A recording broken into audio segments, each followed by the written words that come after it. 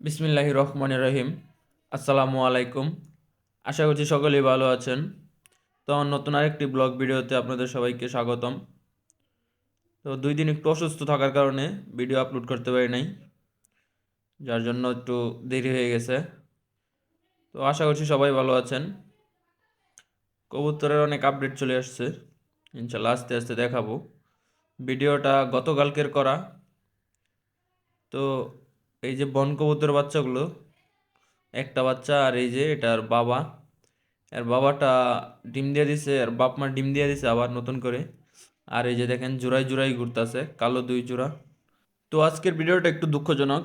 এই যে দেখতে পারতেছেন 3টা কবুতর, 2 সাইডে 2টা কবুতর এক জোড়া। আপনারা যারা আমার রেগুলার ভিডিও দেখেন তারা অবশ্যই হয়তো বা চিনতে পারবেন।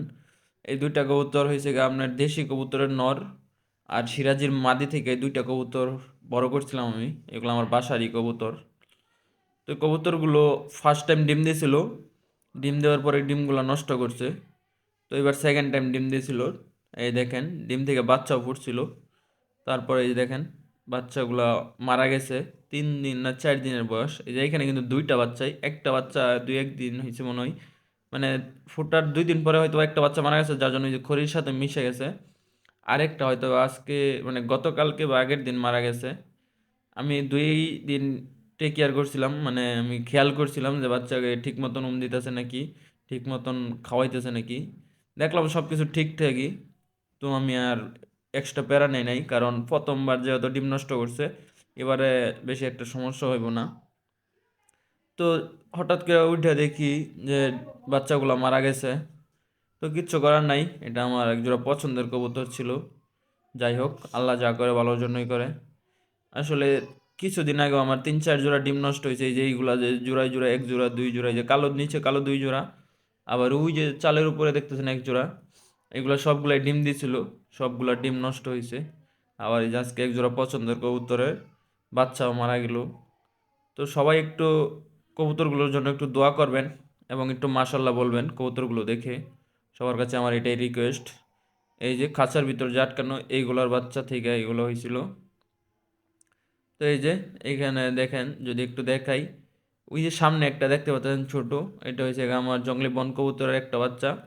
আর একটা বাচ্চা যে কই থাকে আমি নিজেও জানি না। মেনলি বন কবুতরের বাচ্চা 2টা আমি খোপের উপরে রাখি, ওদেরকে ওদের স্বাধীন মতন চলার করে দিছি।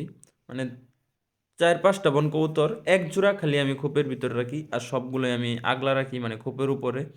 ওদের মন চাইলে ওরা সকালে বের হয়ে যাব, রাত্রে ঢুকবো। কিন্তু 1 জোড়া খালি আমি আটকে রাখি খোপের ভিতরে রাত্রে। তো এই যে দেখেন কবুতর একটা আরেকটার পিছনে দৌড়াদৌড়ি করতেছে, এই যে পায়রা ডাকাডাকি করতেছে। আসলে 3 জোড়া কবুতর ডিম দিব রানিং, 2-1 দিনের ভিতরেই দিয়ে দিব। এই যে আমার গিরিবাজের নরটা, একটা নরই যেটা বাজি দেয় উপরে ওইটা, এটা 1 জোড়া বাচ্চা পরে করছিলাম না, সরি বড় করছিলাম না, মানে মোটামুটি বড় হয়েছিল। পরে আমার বন্ধুকে গিফট করে দিয়েছিলাম।